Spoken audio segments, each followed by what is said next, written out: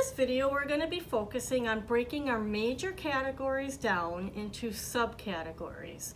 If you remember our major categories, we made decades in the last video. So I've got the 1990s here.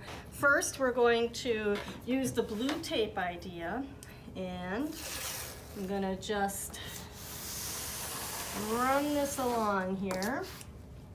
And since we're 1990s, we're gonna mark 1990, 1991,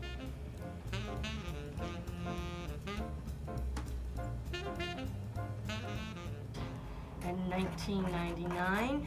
And there are some pictures we'll never figure out what year it was taken in, even if we know it was in the 90s. So we'll call it 90s unknown. And we simply start picking up pictures and figuring out, all right, well these are definitely not dated, so I'm gonna put them in 90s unknown. Here's an example of a duplicate. Well, right off the bat, we're gonna set the duplicates in a separate pile because we don't need two of them. Pictures from 1998, and a lot of them actually have dates on them. So I'm gonna just take a few. Here's 98, 98, 98, 98, 99. So now we're gonna just keep kind of going through the stacks and putting them in the year that they belong to. Let me work on this for a few minutes.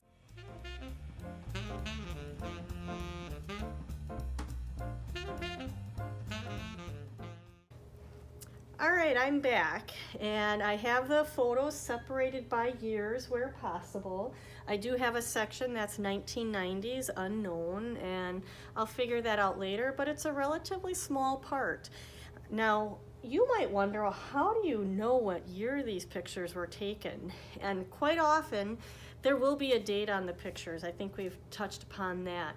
But if you need something to help you narrow it down a little more, we have a tool we call the age chart. I have one here, and what we do is we just list the children, and then what year they were born, and then each year we list how old they were and what grade they were in. We have the age chart link below that you can download, and it's customizable for the kids in your family. So that's breaking things down by year. Now we have these nice little dividers, and what I'm going to do next is just stack them up in the boxes, and I'll be able to clearly see my 1990s broken down by the year.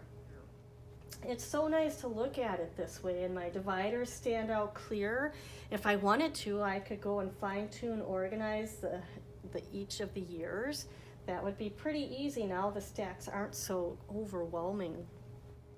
Now, lest you think that all of our projects look perfect, let me tell you that's not the case.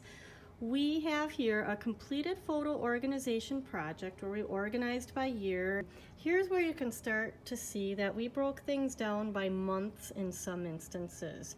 Breaking the years down into months is a way of fine-tuning your categories and really lets you bring groups of pictures back together, find duplicates, and further organize. So that's a step that we recommend if you have it in you. Here you can see 2000s undated. So those are tricky. Often those didn't have the dates on them on the back. And then we have those broken down by months where possible as well. We have this batch of pictures, which were duplicates or unnecessary repetitive photos. That's in addition to this whole box, which is filled all the way to the bottom. There's probably 3,000 pictures in there that didn't need to be saved. Over back this way, each of these black boxes hold about 2,400. So that tells you we've got 2,400, maybe another 2,000 there, 4,400. Another 2,000 in the bin, 6,400. So saving roughly 6,400 photos and getting rid of about 3,000, that's pretty impressive. So you know you don't have to save everything. This is one of our finished photo estates. The printed organization is in 5 archival boxes. So if we kind of go in a little closer, you'll see the dividers neatly labeled, and they are photo safe. This box here contains memorabilia and genealogy records and oversized photos. This box has some of the scrapbooks and film preserved. And then there's 2 other boxes that have materials in there. So 5 archival boxes make a wonderful photo estate that is a physical photo estate.